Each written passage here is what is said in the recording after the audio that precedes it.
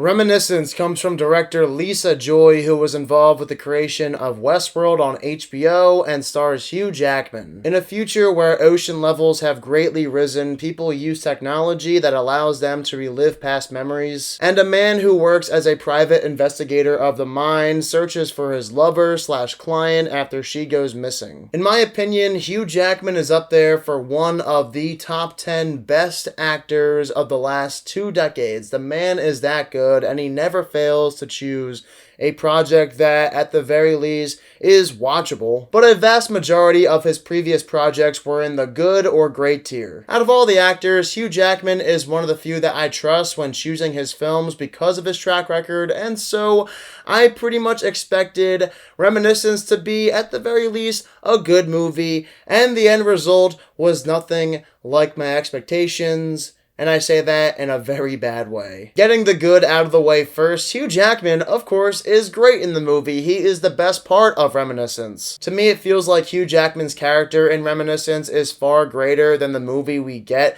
This movie does not deserve Hugh Jackman. I'm not really sure what went wrong, but Hugh Jackman does his absolute best, and this is one of my favorite performances of 2021 despite a crappy movie. I have to mention the movie's concept too. The premise of Reminiscence is interesting. The world feels like it has been lived in. The characters discuss this war that took place years ago. It feels like the movie's world is really well constructed and has a previous history. And the technology attached to the universe of this movie is also really cool. It makes me wish that technology like this existed in real life. I would die to relive some of my past memories, and I think everyone else would too. So what exactly went wrong for Reminiscence? You have the world, the technology, as well as the A-list actor in Hugh Jackman. This movie should have been great. Well, to start, I'll tell you what doesn't go right. The first hour of Reminiscence really drags. The opening 30 minutes goes down one route, and then it tricks us into believing one thing when in reality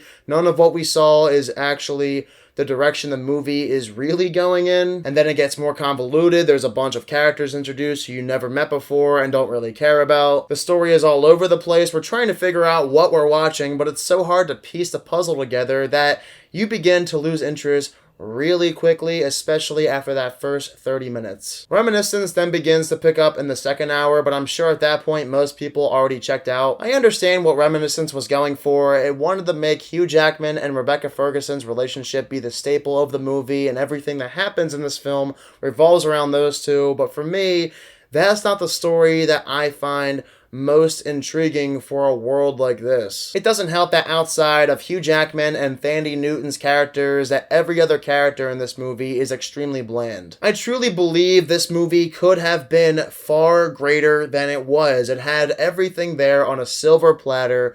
They just didn't execute it well. I wish the movie was more emotionally riveting as well as riveting from an action standpoint. But unfortunately, it's not. It's done poorly. The villain kind of sucks. There are some cliches. I also don't buy Hugh Jackman and Rebecca Ferguson's relationship in the movie. It just doesn't work. Their chemistry is off.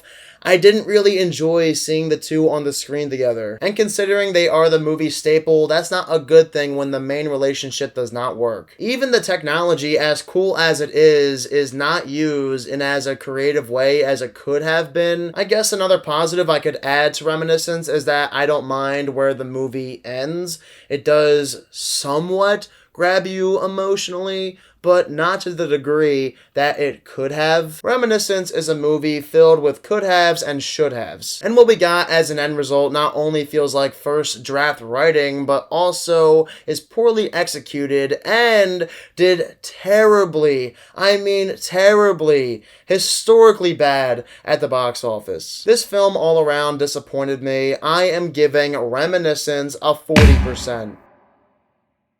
Anyway, guys, if you also happen to see Reminiscence over the weekend, I'm sure if you did not see it in theaters, probably on HBO Max, be sure to let me down below in the comment section what your thoughts are of it. And as always, if you are new to my channel, click the subscribe button and give this video a thumbs up if you enjoyed it. Thank you all so much for watching this video, and I hope you all have a fantastic day.